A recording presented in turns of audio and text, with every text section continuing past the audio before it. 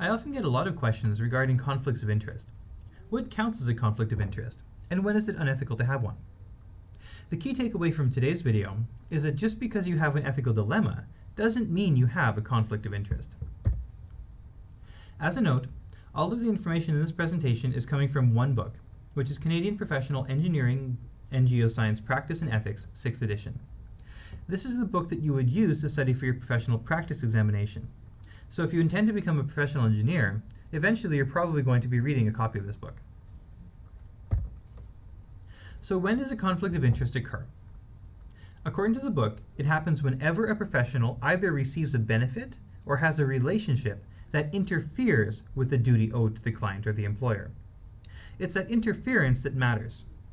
So for instance, just having a relationship, say, with your mother who's also an engineer, if it doesn't interfere with your duty owed to your particular employer, is not a conflict of interest. It's when you're, say, receiving payment from your mother's company in order to favorably choose that company in a contract negotiation, that's when the conflict will come in. It is not unethical to have a conflict of interest. They arise naturally. A good example of this is when you're working with a company that you used to work at before. You have that prior relationship, but you've moved on.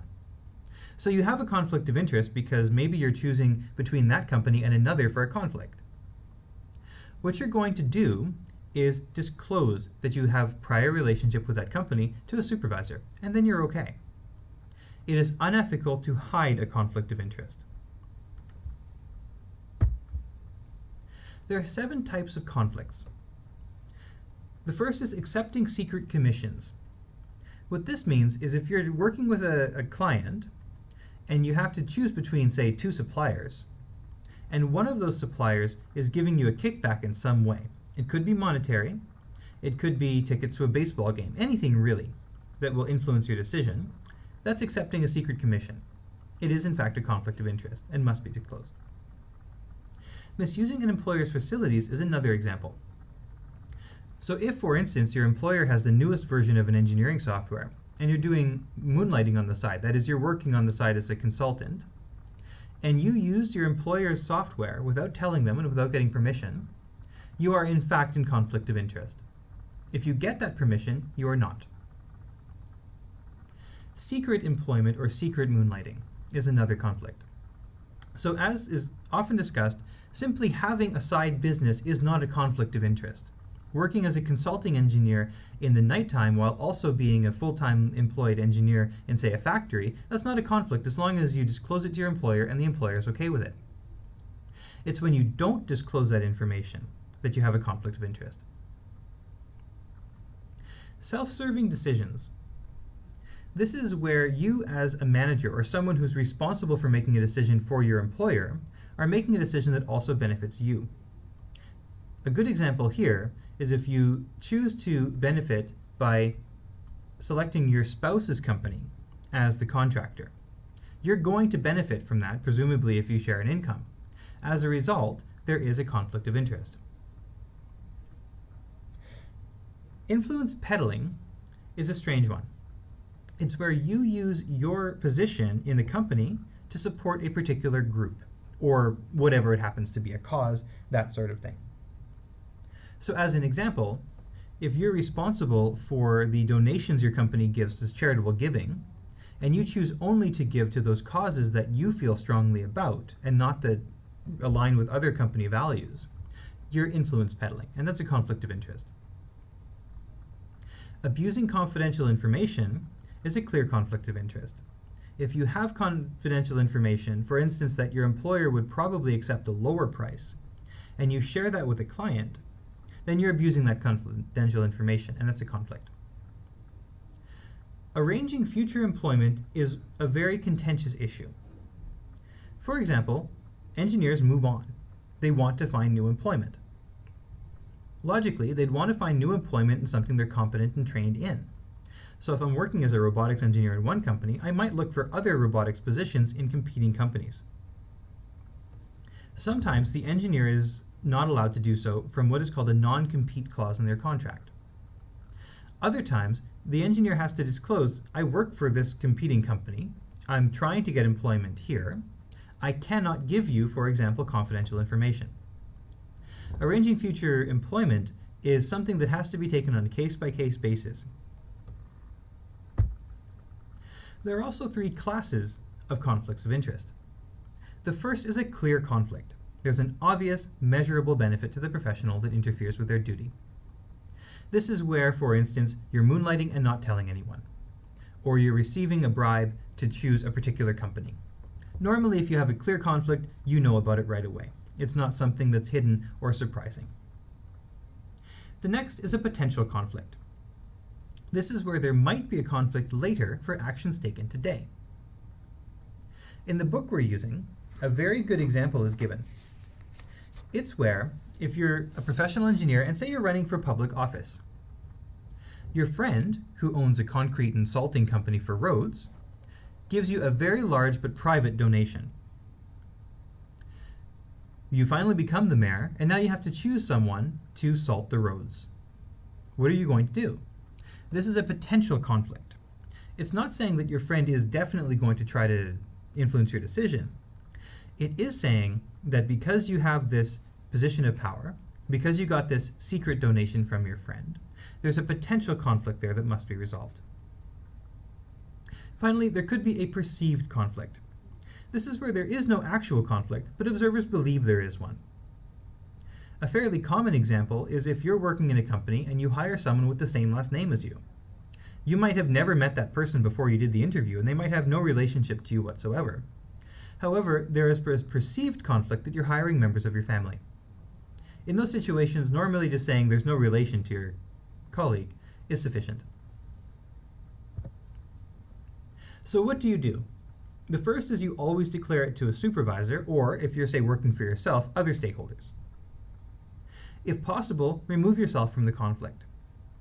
This is possible sometimes in larger companies where, for instance, if you're working on a particular project where there is a conflict, you can move to a different project where there isn't one. Sometimes, though, that's not possible, either because you're self-employed or because you're the best person for the job on that particular project. Then you are ethically required to determine a mutually agreeable plan to mitigate it, if this is impossible. This means all the stakeholders involved have to understand what the plan is, and they have to agree to it. As long as everyone does that, it's not a conflict anymore. Let's look at some examples. First example, Mike works for Factco. He wants to do some consulting work for another company. In order to do that, Mike's going to use Factco's computers because they have some great software, whatever it happens to be. This is an example where I have a clear conflict of interest. I'm going to benefit from using my employer's computers for something that doesn't also benefit the employer. It therefore interferes with my duty to that employer. I must disclose it. If I get permission, it is okay. If I don't get permission, I can't do it. As a second example, assume that Geraldina's uncle has a concrete pouring business. Now, Geraldine is a professional engineer and is evaluating several companies, including her uncle's, for a large purchase. Geraldina has, at the very least, a perceived conflict of interest. Because she's evaluating her uncle's company, someone might say that she's going to give that person a favoritism. She may also have a latent or potential conflict of interest because in reality the uncle might be exerting some kind of influence on her.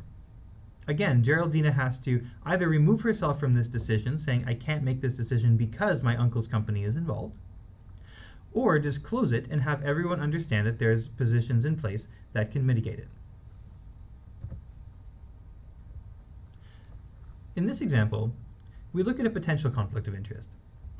Assume that Larson, he's been working at an old company, then he moved to a new one, and he moved to that new company because his former manager recommended him very strongly. So the former manager essentially set up that job for Larson in the new company for his career growth, and this is a fairly common occurrence. But now Larson's former manager says, well, I want to work with that new company, and it turns out that Larson is the person who should be determining whether or not that's a beneficial relationship. At this point, Larson has a potential conflict of interest. It's not saying that the manager is absolutely exerting this undue influence, but there's a potential the manager might come along and say, well, hey, I got you this job. I sort of expect something in return. Again, Larson has to disclose this. As long as it's disclosed, his company can decide whether or not he's the best person to work on this particular contract. If he is, then he's going to go ahead and get a contract that will work. If he's not, then he's going to move on, and hopefully someone will take over and evaluate that in a more objective way. As a final example, Candice believes she's conserving the environment, but she also works for a forestry company. In this case, Candice does not have a conflict of interest. She believes strongly in conserving the environment, and she happens to work for a forestry company. Those two things are not in conflict because she doesn't have a prior relationship, nor does she stand to benefit in a way that interferes with her duty to her employer. In fact, in situations such as these, companies like forestry companies or mining companies would actually hire people who are spearheading conservation initiatives. So Candice is not working in a conflict of interest, and in fact she might just be doing her job. We need to know more about how she's acting before we can determine whether or not she would have a stronger conflict of interest.